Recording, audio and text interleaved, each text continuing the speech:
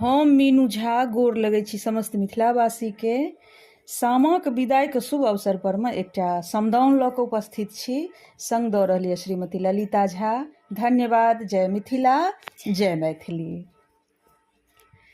कल जोड़ी मिनती करथि जनक रे से, करथि जनक रे से, राजा दशरथ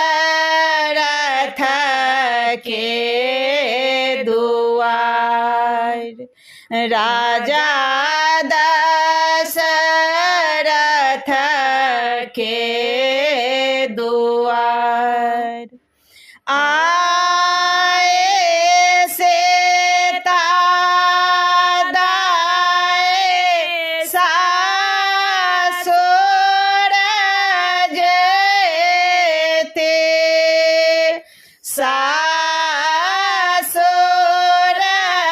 जेते, तनिक क्षमब अपराध, तनिक क्षमब अपराध। आवन पवन केर घोरबा रे घोरबा, घोरबा रे घोरबा, राम लखन असवार, राम लखन असवार। सीता दाए जेती राम के राज, राम के राज।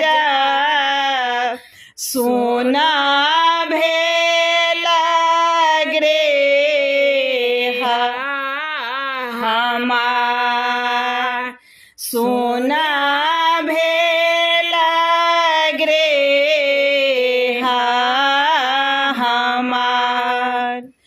भनहि विद्यापति कहल समदनिया, गाओल समदनिया,